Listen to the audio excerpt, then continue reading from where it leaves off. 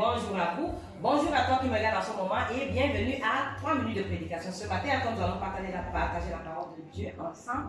Et aujourd'hui, je voudrais m'adresser à ceux qui disent, depuis que j'ai reçu le salut, depuis que je suis en Christ, ma vie ne donne pas, les choses n'avancent pas. Lorsque je regarde ceux qui ne sont pas sauvés, ceux qui sont là dehors, que nous appelons généralement les mondains, leur vie donne, tout va bien, ils sont en bon point, ils sont comme ci, ils sont comme ça. Mais je voudrais te dire que la même situation, la même chose est arrivée à David. David aussi a eu les mêmes plaintes. Dans le livre de Psaume 73, David dit, voilà, il a porté envie sur le méchant, parce que tout les prospère, tout va bien.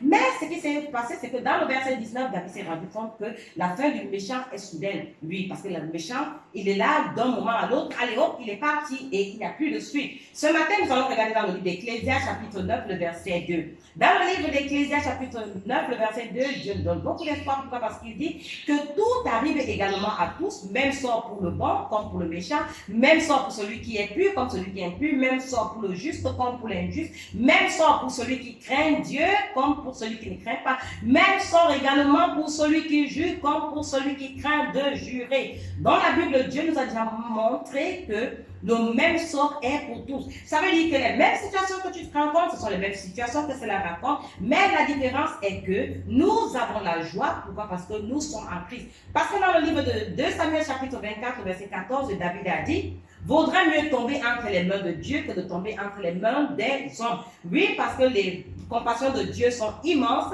sa miséricorde de Dieu a toujours. Par contre, les hommes, quand on parle des hommes ici, il s'agit bien évidemment de Satan, parce que cela se voit dans le livre de Matthieu, chapitre 16, verset 23. Jésus a dit à Pierre, arrière de moi, Satan, car tes pensées ne sont pas les pensées de Dieu, mais celles des hommes. Alors, si les pensées des hommes ne sont pas les pensées de Dieu, ça veut dire que les pensées des hommes sont naturellement les pensées de Satan. Alors, quand David dit qu'il préfère tomber entre les mains de Dieu, c'est parce qu'il sait que tomber entre les mains des hommes, c'est-à-dire entre les mains de Satan, il n'y a pas de pitié, il n'y a pas de miséricorde. Oui. Alors, toi aussi ce matin, si tu es étouffé, tu es affligé, tu es découragé, tu es dégoûté par la vie, et pourtant tu sais que tu es sauvé, tu sais que tu es juste, tu sais que tu es saint, tu sais que tu es parfait, mais tout ce qui t'arrive te donne à dire, ah! Nous allons aussi regarder. Également, il y a quelqu'un dans la Bible aussi qui a tellement souffert. Il s'agit de Jérémie. Il allait jusqu'à dire à Dieu, mais pourquoi mes souffrances sont-elles continuelles? Serais-tu pour moi un sujet douteux?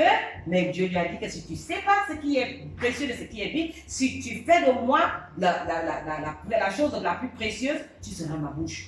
Alors ce matin, toi aussi, ne te décourage pas. Parce que mieux vaut souffrir toutes ces choses étant sauvé, sachant que, quelle que soit l'âme, si tu arrives de fermer les yeux, tu connais là où tu pars. Et tu sais très bien que Dieu est avec toi. Que de dire, bon, moi, je m'en vais me foutre la gueule, je préfère abandonner cela, et c'est mieux pour moi de vivre bien et de perdre mon âme. Alors là, tu feras erreur. Alors sur ce, je vous dis au revoir et abonnez-vous pour une autre vidéo de 3 minutes de prédication. Merci.